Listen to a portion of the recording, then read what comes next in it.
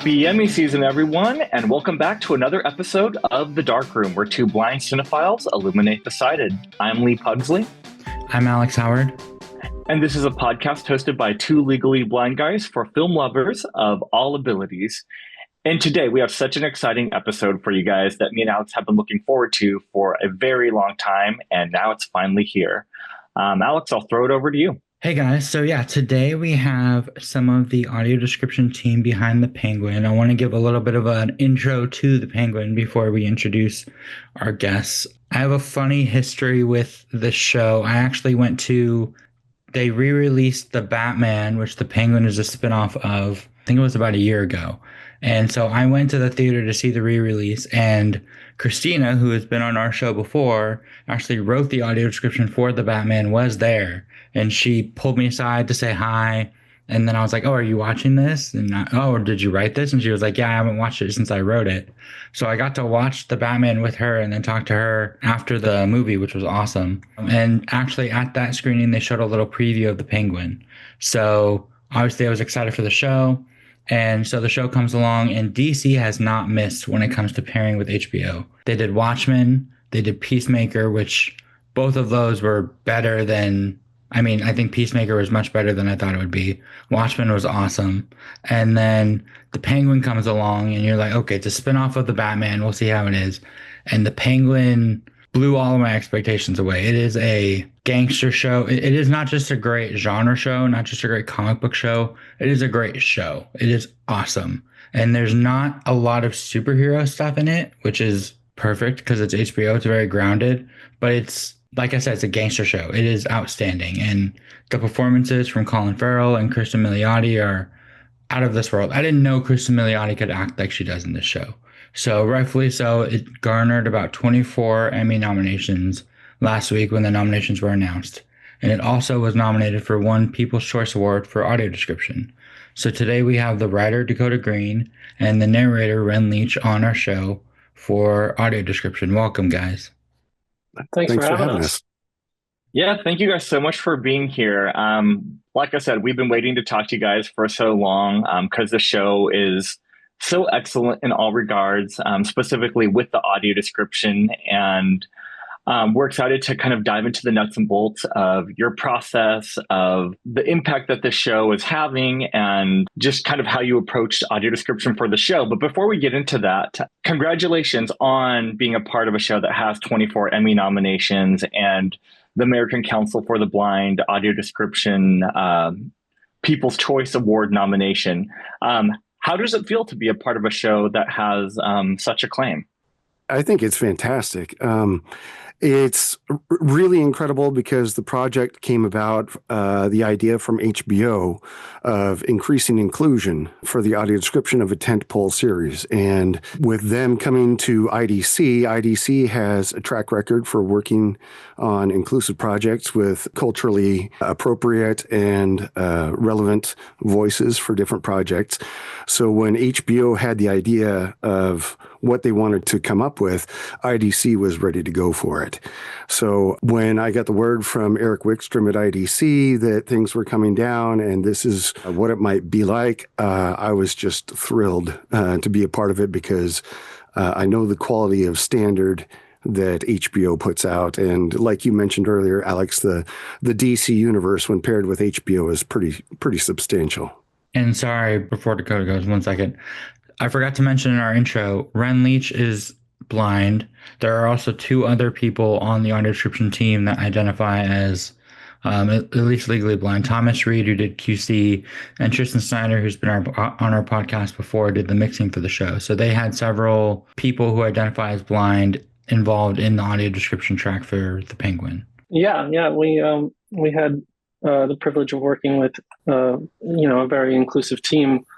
I myself am sighted, but we obviously have had several people on the project who are not, and we try to be as inclusive as we can. But this show in particular was a lot of fun for me because I do really enjoy, the comic book genre and the crime genre, which this almost like, obviously it's based on a comic book, intellectual property, but it really does feel much more like gritty mobster drama and So it was really fun to work on. And I remember getting the call from Eric, who Ren mentioned, when he said that I was going to get to work on it. And it was just, I was really looking forward to it from the word go. And it was a fun time the whole way through.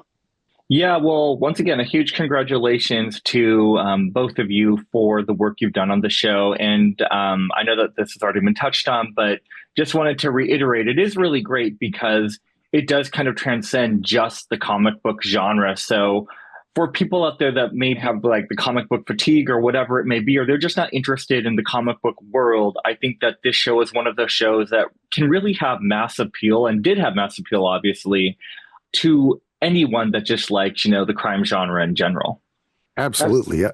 Sorry, the comic book aspect is almost secondary to the plot of the. It's really a study of crime and evolution, and I think that it's really, really incredible. And this is where we can also point out some of Dakota's script that really captured the production value and everything that comes along with such a high quality project.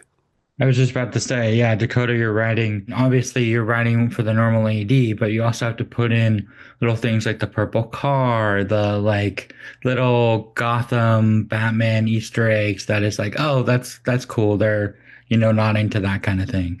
Yeah, absolutely. We tried to catch as many of those Easter eggs as we could. I will credit Liz Gutman, who also helped with the QC. There were some that I caught, and then there were some that she caught as well, so that we could include as many as we could. Little things like there was a reference to the Peregrinator, who was a character in the comic books, and Burgess Jewelry, and he was the original actor for the Penguin in the Adam West version. So it was nice to for them to give a little nod to him in the show. And yeah, there's just all sorts of interesting little Easter eggs and details. We just really wanted to make sure that we put attention on them, since they really did their research in order to dive into the world and make it feel full. And it's that type of writing that Dakota and Liz helping him were instrumental in creating something that reflected the production value and also the Easter egg, the little insider tips and hints from inside the vast Batman universe. And when you have a company and scriptwriters who take the time to find those details that most common fans would be able to absorb, and it offers not just an accessibility access to a fantastic story, but it also allows us to be part of the fandom, part of the knowledge beyond what is on the screen. And so that is also another form of inclusion that this script brought out.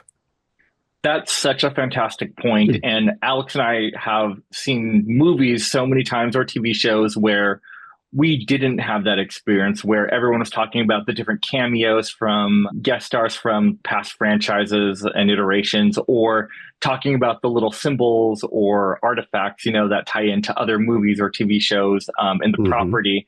And it's so nice that the show really did go the extra mile to make sure that those things were handled with care. And like you said, that does make it all the more inclusive. And it's not, for those listeners out there that may not be aware, that's not always the norm. I think that there's progress that has been made, but this show really stands out for that reason specifically, as well as many other things. And we definitely want to talk about process and all of that. But I guess let's start out with, for both of you guys, what was your journey like to get into audio description? And let's start with you, Dakota, and then we can move over to Ren. Well, I have a background in writing, not professionally so much, but in college and also just on my own projects and everything. And when IDC was putting together their initial audio description team, I had a friend who was working at the company at the time, and she was looking for people with writing experience who she could train and build out the team. And so she trained me on her own and then brought me in for an interview. And then we went through additional training to, bring me up to speed. And obviously it's been a process since then, where we're always trying to grow and learn new things and find new ways to be more inclusive and find better ways to describe things that make more sense and all of that. So I think like the beauty of it is that there's not really like a point where you're like, this is it, this is perfect, this is we've got it all the way down. You're always learning and trying to develop it and trying to hone your skills in whatever way you can and just keep getting better and better. And on that note too, I think that, like you said, that there's never a point where it's like, oh, I know everything there is to know, because each project is so different too, that, I think there's always something new to learn, because there's something new that maybe you haven't encountered yet that you're like, oh, I have to tackle this aspect of description or this scene, which is not something I've done before, and then figuring out a way to do it effectively. Absolutely. Some people are like, oh, isn't this thing sort of challenging? I've worked on a lot of fantasy things or sci-fi things. And it's like, how do you describe this, alien battle? Or how do you describe this thing that like doesn't exist in real life? And I actually kind of love those challenges, because it really makes you think about how would you describe that to someone who is not there to witness it or can't see the thing. And, just always trying to figure out how to evoke that image in like a relatable and understandable way. What other projects have you worked on, Dakota? Oh gosh, I've worked on so many things. I would say since we're already on HBO, I had the pleasure of working on all of Game of Thrones after that came out. Off the top of my head, I've worked on Avatar: The Last Airbender for Netflix, The Witcher, which I can't talk about the new season yet, but we've been working with them since the beginning of the show for that. Some of the things that I've worked on are things that like I might not have found in my own time, but that turned into shows that I really liked. Like I really loved this German show, Dark, that was an early project for me, but I had the pleasure of working through all 3 seasons of that, and it turned into, a show that I really loved, and that was a lot of fun to work on. In terms of Game of Thrones, a lot of people talk about the Lee, what's the battle where it was all dark? And everyone was like, oh, it's too dark. The Battle of Winterfell, right? Yes. Yes. And everyone complains that it's too dark. My response though is like, did you watch it with audio description? Because right. We could definitely help you with that. It took a while to suss out all the details, since it is rather dark in that one. But the beauty of my job is that, I can take the extra time to make sure I get everything correct and make sure everyone knows what's happening. Yeah.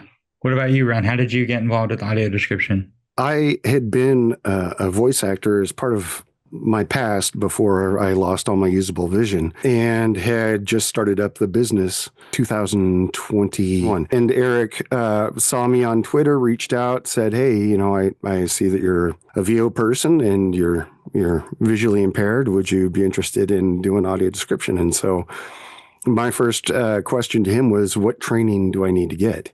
And he said, no, just do a sample and we'll try it out. And if it's good, we'll go with it. So that project led into another one and another one. And I've been lucky enough to work with IDC on several projects and really appreciate, because that's the company that, much like many visually impaired creatives in the industry, we get our first break with IDC, it seems like. And ever since then, I'm just full-time working with IDC and other AD vendors on various projects. From if there's a home improvement show on Discovery, chances are I've done episodes of that. There's movies and some series on HBO and Netflix. Ooh, I like Guillermo del Toro's Cabinet of Curiosities. That was one of the early ones I did with Eric that we really enjoyed. Eric found me, and ever since then, it was all the other voiceover work has kind of gone by the wayside, because this is the connection. This is the purpose that I've been looking for, because it takes a passion and a skill set of what I've got experience with, and moves it forward and giving it back to people like me who like to watch things. Just to jump on that, I'm glad that, Ren, that you mentioned Cabinet of Curiosities, because that was another one that you and I have gotten to work on together, and that was a lot of fun to work on that one. Yeah, it was very descriptive. There were some very good scenes in that. Mm-hmm.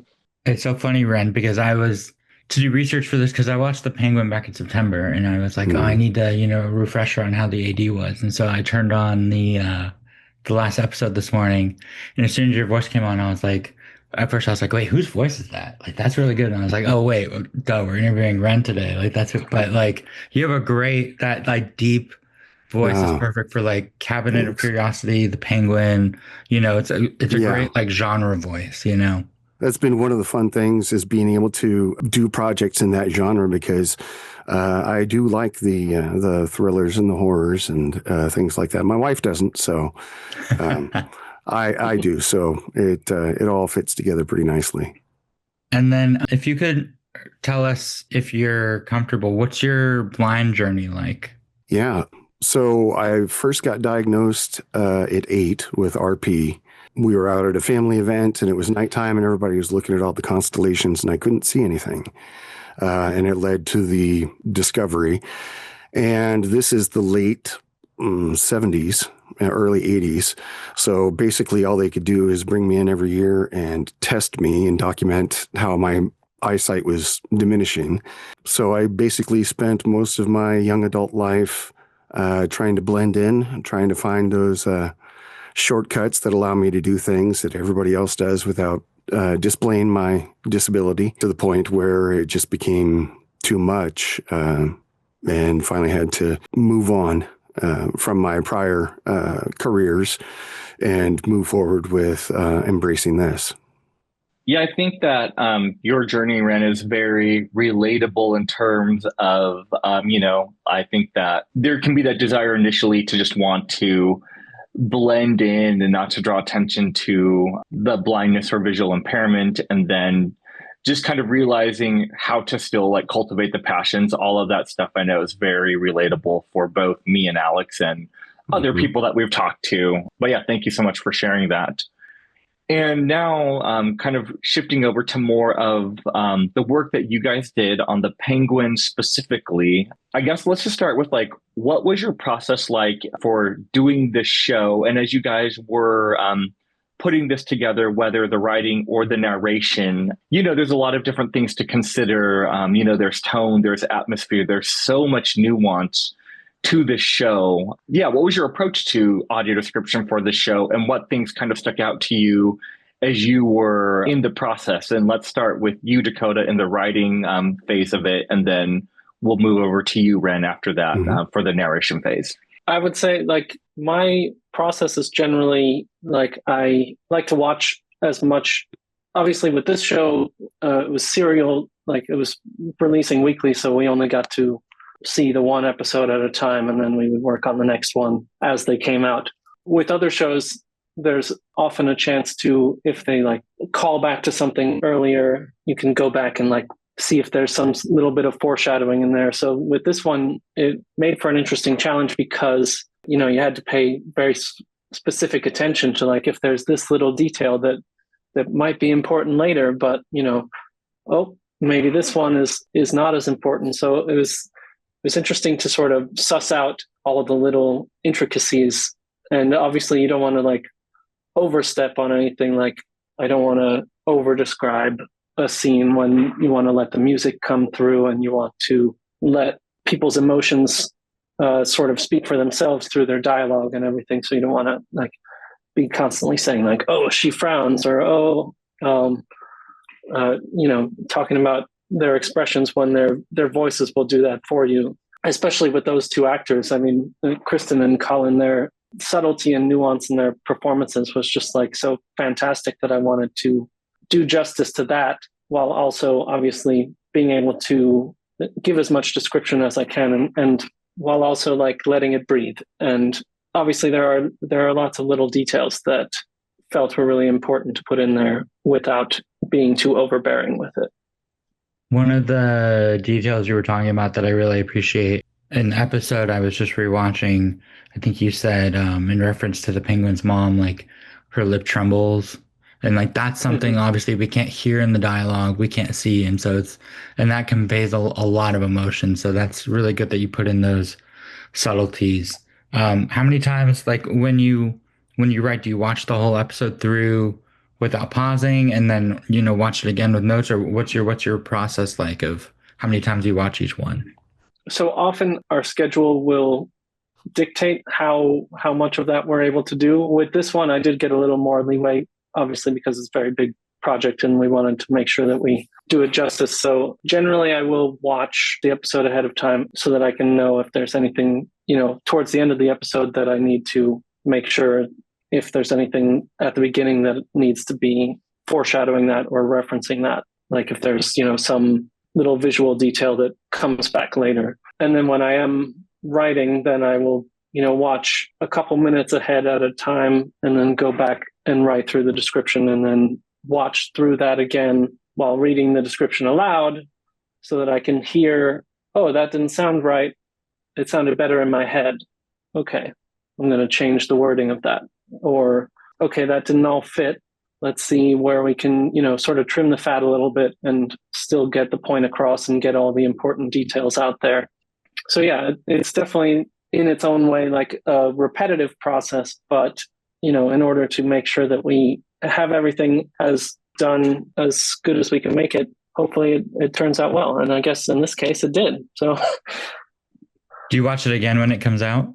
I do generally, yeah, as time allows, and sometimes I do a lot of QC work as well, not for my own projects generally, because we like to have other people on it so that they can potentially catch something that someone else might have missed. But when it does eventually go to whatever streaming service or theatrical release that it does, I do try to watch as much of it as possible so that I can hear our voice actors work, such as Ren and his fantastic work on this project, so that I can appreciate everything that everyone put into the project.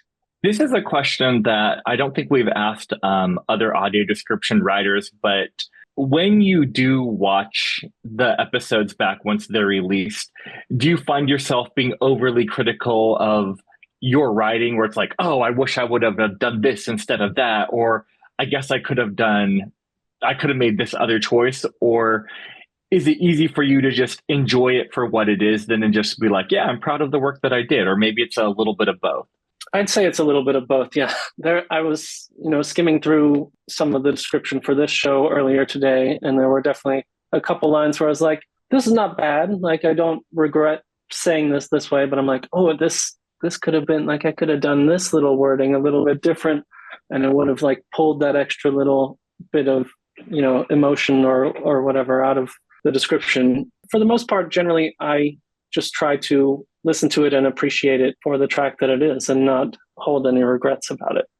Yeah, that's a good way to operate. Being in the creative field myself, of filmmaking, when I watch some of my work back, I kind of try to do the same thing where I'm like, I can be proud of this work and maybe there's a few things I can learn and take note of for the future. But I kind of try to avoid that whole like self-deprecating thing the whole time and just appreciating, like you said, appreciating the work that was done on all fronts as well. And then another thing I wanted to touch on is you said that with series, it's different than doing a movie because there are times where you have to do callbacks to previous episodes.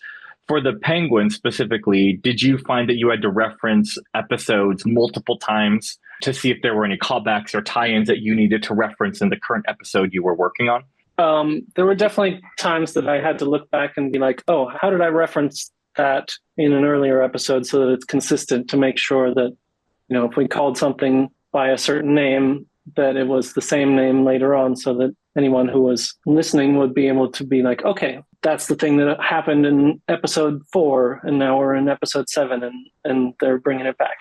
Obviously, with this show and it being released weekly, to preface our usual processes, we often get a whole season of a show at the same time, and so we can record them all at once or in half season batches or whatever. And so if we need to go back and change anything, we can. With this one, we're delivering on a weekly basis, so we just want to make sure that everything's and perfect right away. But yes, we definitely do go back and make sure that the terminology matches, and any references that were made earlier that need to be called back to are referred to in the same way, and all of that.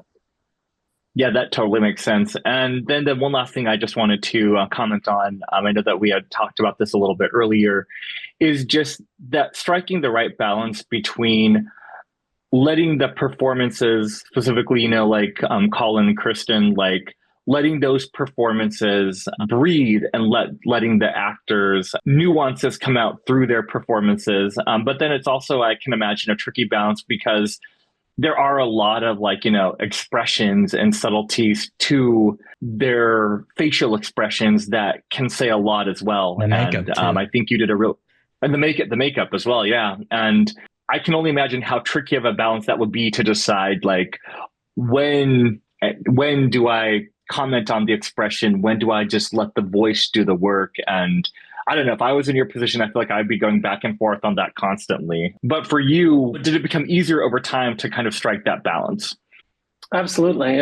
I think that, that's something that I've worked on a lot over my years of writing and just trying to make sure that you're not overstepping, but also getting those little subtle emotions and facial expressions and everything. This one did pose an interesting challenge because, as I said earlier, Kristen and Colin, their acting is so subtle that there are some like expressions that they have that we don't even really have words to describe. But you want to, you want to try and do that as best you can. Like one that popped out to me earlier today as I was looking through it was, I remember writing that Penguin's lip curls into a smirk rather than just, saying, "Oh, he smirks," including that little detail just to like show that there's like a slyness about it and almost like a sinister thing going on, and just, trying to convey everything you can without like making it too wordy or too cumbersome and any of that. My compliments to you for the work you did with that. I mean, once again, I was so impressed by the choice of words that were used that really did convey character so well and also conveyed atmosphere, style, so many different things. Within your writing, you really captured the nuances and subtleties in such a fantastic way. Thank you. And now let's pass it over to you, Ren, and just curious to hear about your process for the narration for this show specifically, but just your process in general with audio description narration. Sure. So when I first get the script, I download the script and then I format it for a Word document from my screen reader. Each of the timed blocks in the AD script, the event, sometimes, obviously it's going to be shorter, longer based on how much time it is. And with the one or multiple sentences or prompts within an event, there's only so much I can listen to on my screen reader at a time before then I repeat what I have heard in the line to be recorded. So the first thing I do is I go through the script and I format it, matches my speaking patterns and whatnot so that I can record it in the booth and put it all together later. But after I get the script and format it, it gets you an idea, gives you a framework of the episode. And then I would go back, and Eric and the team at IDC would also, because obviously a video of the episode is only going to do me half good. So they made it so that I could download an audio file of the episode. And then after I do the script, I would listen to the episode and see how the events in the script would hit in the episode with the emotions and the tone. And then when I would go back in, I would do one more in the booth where I would go through the whole script on just double checking that I have the tone how I want it, and then start recording one event at a time. And then after I finish the hour or two of recording for all of that, then just go in and edit out all the nonsense from the take that isn't going to count. And then I just deliver the files in the duration for the event timing and sent the collection of those off to IDC, and then they go through and they place those on the video timeline. And then also, and again, this goes to what Tristan is so skilled at, is making the ducking on the track so that it's coming in and not obscuring music or not obscuring dialogue. And then there's going to be some pickups at some point. There's always pickups. So there's either flubs that I have done, or maybe there's been a change in the script, or there's been an addition to the script. And so we'll come back, we'll add those in and send those back, and those get dropped in individually. And sometimes there will be an extra QC that'll come back with like, ooh, here were some Easter eggs that we forgot to put in, or, we want to add this in. And so there might be a second round of pickups, but it's a very compact time frame to work in, as Dakota referenced. The workflow timing for many projects in audio description can be fairly compressed. So it's one of these where you're working as much as you can, as fast as you can, as quality as you can, to get everything out in time so that everybody has a chance to make notes and we can make changes on it. But it was fantastic to listen to an episode after it would air. I am hypercritical. I do hear the syllable that I missed. There's a tone. Maybe I wanted to do a carrot up, carrot down for a sentence, and my carrot down didn't land how I wanted it to. But at some point, you have to just trust that you're giving the best that you can and hope that people think that it's good. And I think Dakota and I are both pretty proud of the fact of the feedback that we've got. It's something special to be part of audio description, but it's really important and special to be part of audio description that is viewed as being good by the audience that it serves. And I know you mentioned the time crunch. How long basically before air were you guys working on it or completed? Like, were you working on it the week of? Typically, we were working about a week ahead. If I have that right, we were turning in things by the end of the week, and they were due to be delivered by the beginning of the week to HBO to air the next week, I think is how it went. So we were one episode ahead of everyone else. Yeah. So like when episode 4 was going to come out, I was really excited for that one to air because of just how awesome that episode was. Yeah, I think if I remember correctly, I would get them, I think, about 2 weeks ahead of time. So then I would have a few days to work on it myself, and then maybe not a full 2 weeks, but a couple extra days ahead of recording, obviously, so that there was time for me to write everything. But yeah, it's especially with a serial like that, it's a pretty tight turnaround. Mm-hmm. But we try to utilize that time as best we can. Ren, when they send you stuff, do they send you just your lines, or do they send you the whole episode?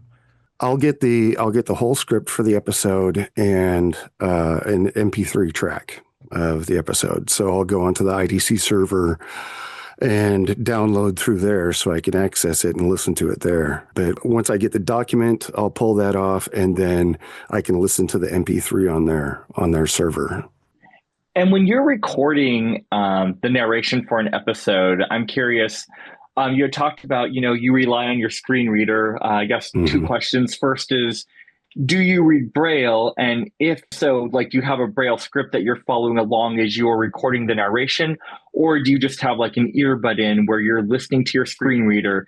It gives you a line, and then you kind of put that line in your like arsenal, and I don't want to say perform it, but record that line. Yeah. No, absolutely. Getting the line and working your way through it and keeping the emotional cues that you want are important. And I'm not at the point where I can go along. I'm not a Braille reader, but with my screen reader, like you had mentioned, I'll wear my headphones, and my computer's connected into the booth, so I'll use my screen reader through my headphones, and I'll listen to the line, then I'll deliver the line.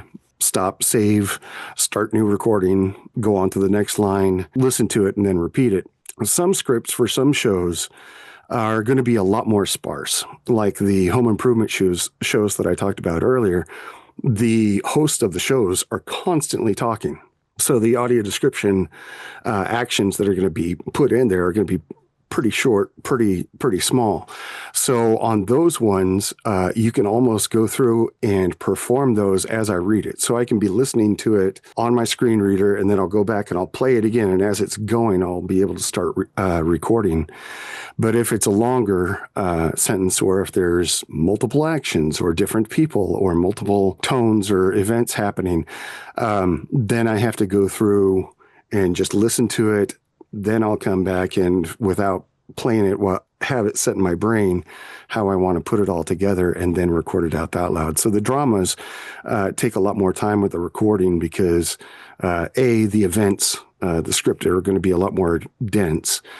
And then B, because the lines, the script lines themselves are longer, it's not as easy for me to be able to just listen and recite at the same time and be able to deliver the tonal quality that each line deserves. If I was to just read it, executive producer, so-and-so, then you could just go through and do it. But if you're trying to deliver something that connects the description to the tone and the character of the movie, then it needs to have that extra time per line.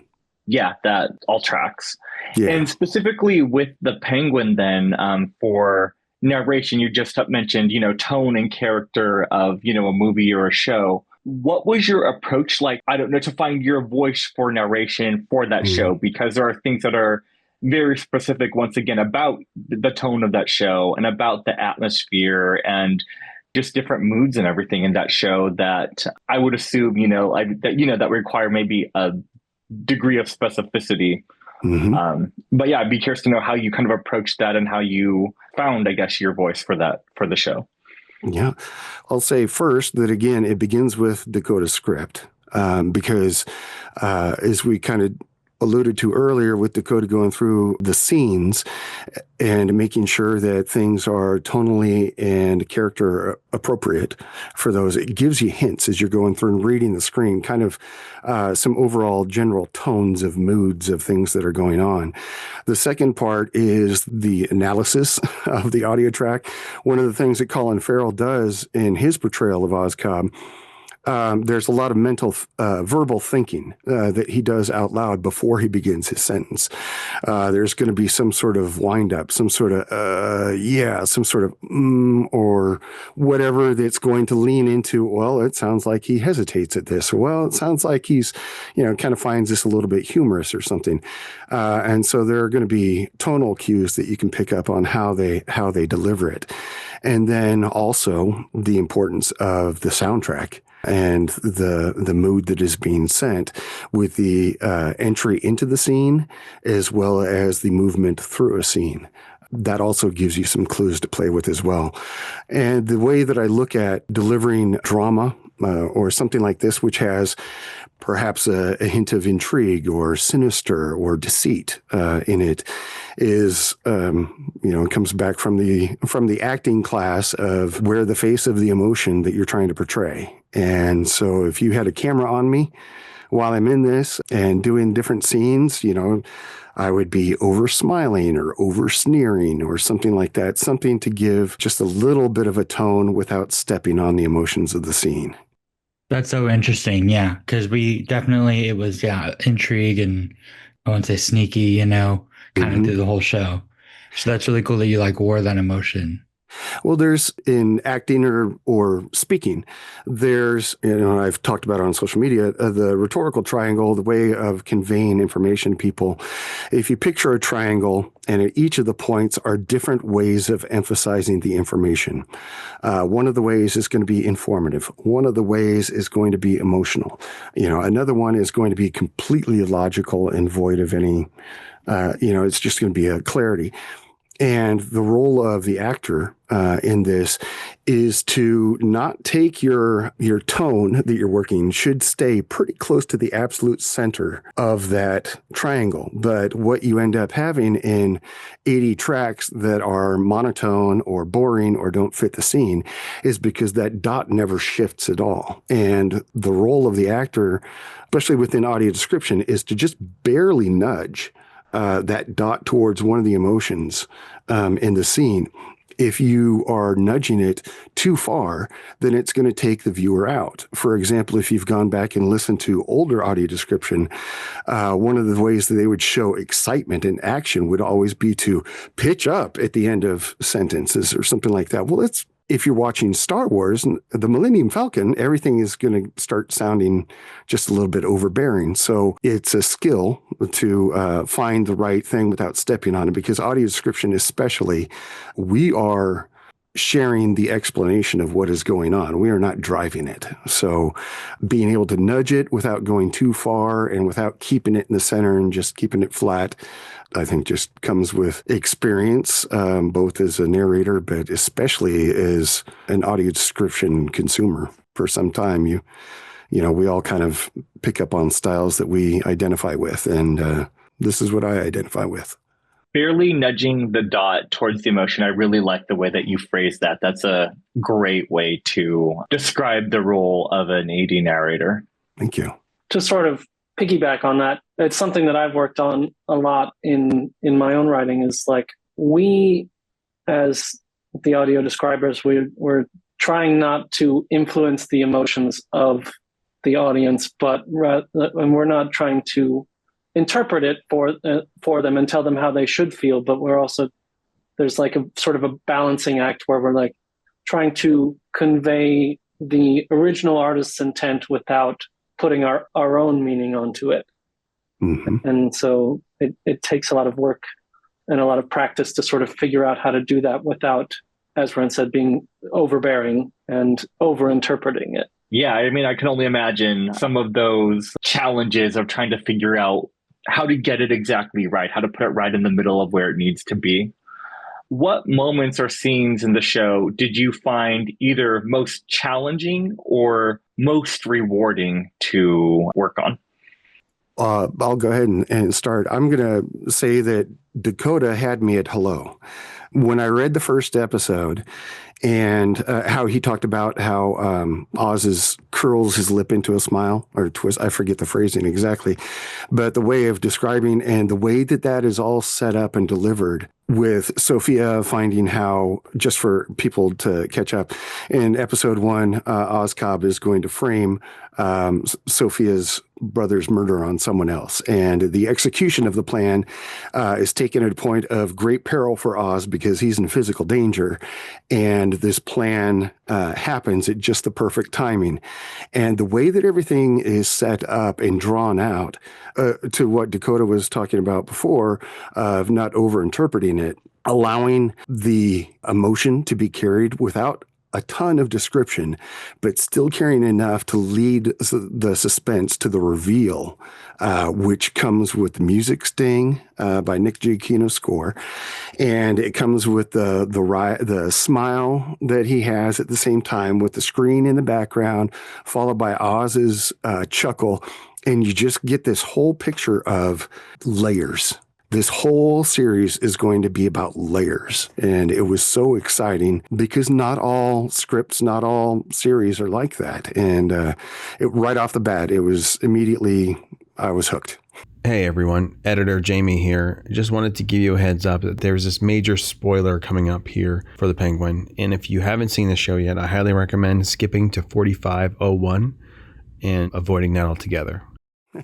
And then conversely, the worst one was when I found out what happened at the end with Oz and Victor, because I'm just editing. I can't read the lines ahead on my script as I'm working on them. And then all of a sudden the action comes in where Oz betrays Victor. And it was one of those where I had a physical reaction. My hands popped off the keyboard and it was like, oh my gosh. And so it was one of those where you wanted to do that justice too, because it is such a completion of the turn that Oz's character takes, that you wanted to do right by that. Yeah, I'm glad you mentioned that last bit, because I also had like a strong reaction to that betrayal at the end, and how it sort of almost seems to come out of nowhere, but then also like as soon as you see it happening, you're like, this actually makes a lot of sense for his character, and I'm not sure why I didn't see this coming. I was looking through that today and just like how he so callously, after he's done the deed, he rifles through Victor's pockets and he takes out his cash and puts it in his own pocket, and then takes the ID so no one can identify him and throws it in the river. And you can just see the ID just like sinking out of sight, sinking out of view, so that it would just be some unidentified kid who, nobody knows what happened to him. And it's just, it's heartbreaking because Victor has been so loyal to him this whole time, and for him to just turn around and to effectively throw him away like trash is just brutal. Yeah. From the word go, like, I really appreciated in the opening sequence of the first episode that they gave all this time that didn't have any dialogue, that allowed me to really characterize him and talk about thick eyebrows overshadowing his eyes and his gold teeth gleaming in the darkness, and the way that he walks and all of that. Like, I really wanted to call attention to how much of his physical performance was just like so masterful. And so, I just really wanted to do justice to that.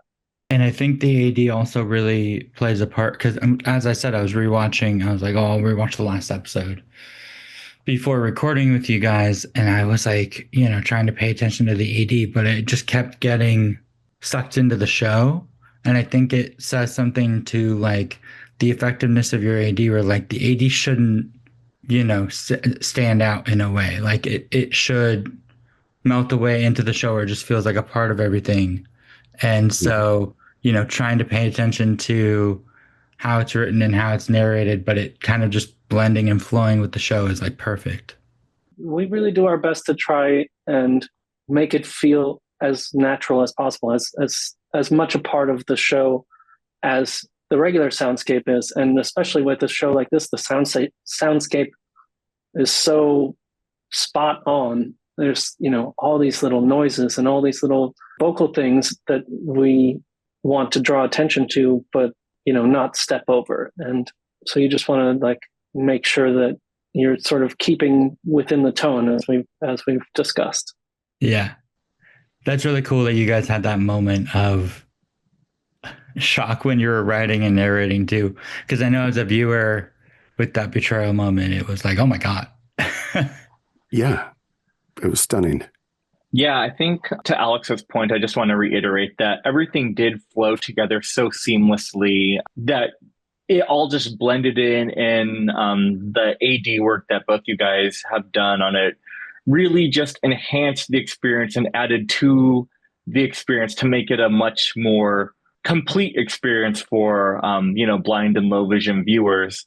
But in a way that, like Alex was saying, like, you're not thinking about the AD, you're just thinking about the story and just the components of the story that are helping us have that experience. So, it really is such standout work. I have nothing more to say other than just high praise for both of you guys. Thank you so much.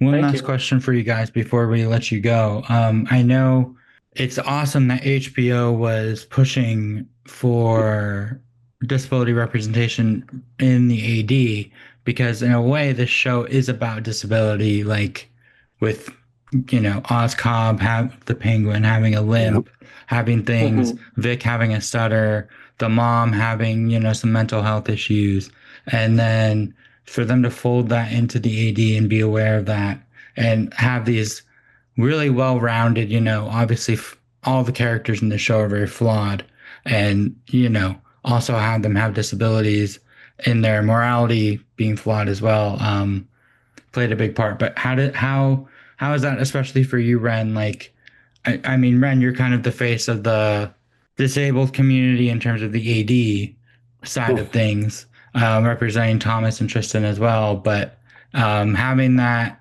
not only as a spinoff of a $700 million plus movie, but having the disability be such a big part in the show, how was that for you guys? I think that first, by including the blind talent into this and working within IDC's standard processes, not only were we able to create an accessible series for people, but it's an Emmy-nominated show, and the audio description rose to the level of it. Dakota's script is absolutely incredible, and it does so much to not just take audio description just from a narration of events, but also took us into a world building in the fandom that, like we had mentioned before, is not really common in audio description tracks. But the idea of having inclusive teams creating audio description, this is more than just a show that we've created. This is a blueprint. This is a blueprint that shows that not only is it possible for blind people to be involved in multiple levels in the workflow, but it also shows that we elevate the audio description. Companies like HBO that determine who they cast for projects, their idea of increasing some inclusion within their projects has been fantastic, but it's unfortunately the exception to the rule, because the large majority of audio description, I'd put it easily over 95% of all audio description, is made without the participation of blind creatives outside of a quality control role. And I think that this is an opportunity to highlight and show that IDC has experience and success in implementing these inclusive casting and hiring opportunities. But it's something that should be adapted further across the industry. And I think the blind community should demand more representation in this, because at the very least, we should have people in the decision-making realms of audio description, as currently we have limited to none. So there's a lot of room to grow, but why a project like this is so special is not just because of the inclusive thing, but because of the amount of quality and the pride that has come out of this. That's really great. I like what you said about, this is a blueprint for sure. Yep. That's awesome.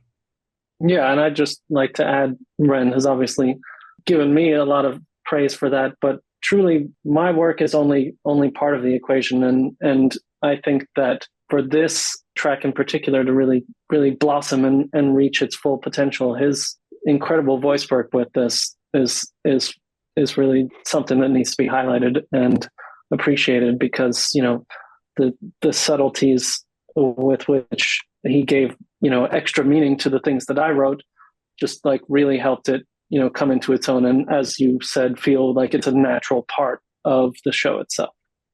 I think what's so beautiful, I guess, about like any creative project, and audio description does have creativity in it for sure, is just the idea of collaboration and how awesome it is when you have collaborators that really care about what they're doing and are just working in sync with one another to make it happen. And I think for you, Dakota and Ren, as well as the other people on your team, you can just feel the cohesion of everything that you guys were all doing together to make this audio description track excellent, to really raise the bar and to be that blueprint. And it shows, honestly. And I think it's, once again, it's just so awesome, because I always say that the best kind of art or the best kind of projects are the ones that are collaborative and cohesive, when all parties have the same vision and are working together to achieve that vision. Absolutely.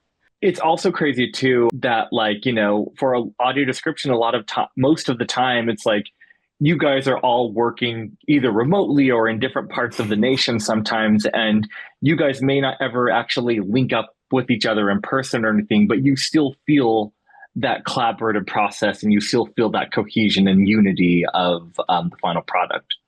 Absolutely. I think that in particular for IDC, I think that comes with working together on so many projects. Obviously, Ren and I have worked together on several projects at this point, and even projects that I haven't written, I've QC'd his work. And so it really helps to know sort of ahead of time who's voicing a project. And so you can sort of fit their tone and then, that helps it meld into the track itself. But if we can make sure that everyone knows who's collaborating on it beforehand, it really helps lend itself to a more high quality product. Well, if I may, I would just like to jump in real quick. And I think it's the forethought that is common at IDC for purposeful casting, for putting people on projects who have natural interest in the projects. But also, there's such an open line of communication within the company that it doesn't matter if I'm reaching out to Dakota or Eric or Lewis or anybody who's at IDC. There is no judgment. We're all on the same page. It's always a very supportive place to work. So I think that it should be recognized because IDC operates with a lot of forethought before they start a project. And I think that's why it reflects in the quality of the stuff that they put out. I definitely agree. I think I would give a lot of credit for that to Eric Wickstrom, who's the head of our department. He's been very diligent about making it a very inclusive and thoughtful department so that we can, make sure that we put out things that we're really genuinely proud of. Absolutely. And, hopefully, once again, the team that was assembled for Penguin, other studios and other companies will see what's been done here and see how great the finished product is. And they will want to emulate that model as well. And so, this hopefully will be pioneering more inclusion in accessibility in the future. Thank you guys so much for being here. And once again, congratulations on the Emmy nominations, the People's Choice Award nomination. And thank you again for providing us with such a wonderful viewing experience. Thank you so much. Thank you for having us.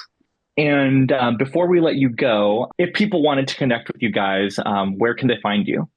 I can be found on LinkedIn, and I can be found on my website, renleech.com, renleach.com. And my email is ren@renleech.com. Keep it simple.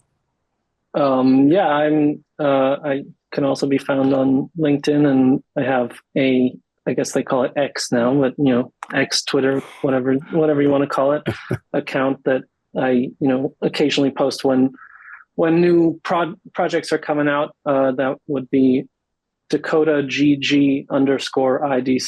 Thank you guys so much. It was a pleasure having you guys on. I know we've been wanting to do this for a while, and we thought we would time it with the Emmy season. So we really appreciate the interview. And if you would like to find us, you can find us Darkroom Filmcast on Instagram and YouTube. And if you would like to email us with any thoughts that you have on this episode or any future episodes, you can email us at darkroomfilmcast@gmail.com. And we also want to give a shout out to Matt Latterbach and All Senses Go for making transcripts of this episode possible, and Blind Can for being our editing sponsor. So thank you guys so much for listening, and we'll see you back here next time on The Dark Room.